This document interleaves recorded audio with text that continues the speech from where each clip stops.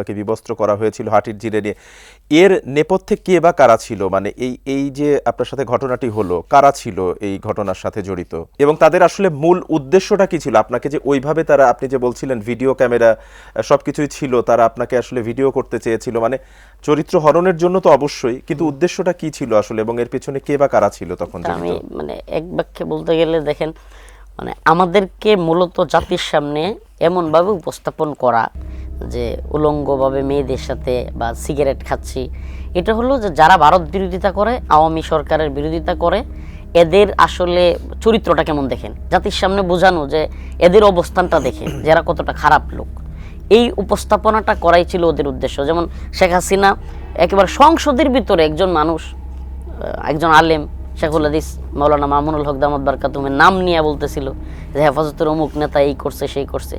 তো আসলে হলো এদের উদ্দেশ্যটা এটাই ছিল যে আমাদেরকে এমনভাবে উপস্থাপন করা জাতির সামনে যে আমরা যারা আওয়ামী লীগের বিরোধিতা করি, ভারত বিরোধিতা করি, এরা খুব জঘন্য মানুষ, আপনারা এদের কথা শুনবেন না। মানে মেসেজটা ছিল এটাই যে এরা খুব জঘন্য মানুষ, আপনারা এদের কথা নিয়েন না।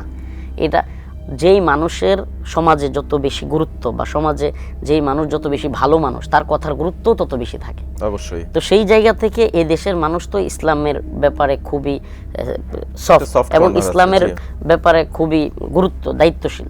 তো মানুষ আলেমদেরকে সম্মান করে, মোহাব্বত করে।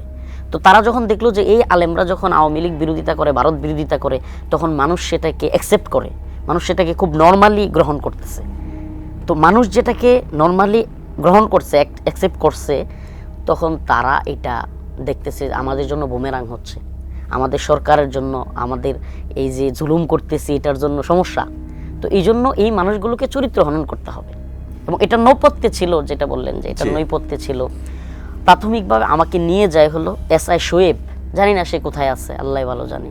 এসআই শোয়েব আমার মামলার কোন বাহিনীর ছিলেন তিনি? পুলিশের, তেজগাঁও থানা পুলিশের এসআই। আচ্ছা। উনি আর একজন হলো শাহ আলম, তেনার বাড়ি নেত্রকোনা, আমাদের জেলায় বাড়ি, নেত্রকোনা সদরের বাড়ি। এবং আপনি কি তখন ডিবির হেফাজতে ছিলেন কিনা খুব সম্ভবত?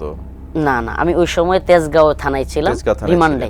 তেজগাঁওয়ের তৎকালীন তেজগাঁও জোনের 6টা থানার ডিসি ছিলেন ডিবির হারুন সাহেব। আচ্ছা আচ্ছা। এবং উনি মূলত এই ঘটনাটা ঘটাইছে, এটা ওনাদের যে প্রশাসনের যে লোক তারাই স্বীকার করছে। মানে এটার মূল নেপথ্যে ছিলেন উনি। মানে আমি আপনাকে যদি ওই শোয়েব এসআই এবং তদন্ত ওসি তৎকালীন শাহ আলম, ওনাদের মুখের মানে কোট করি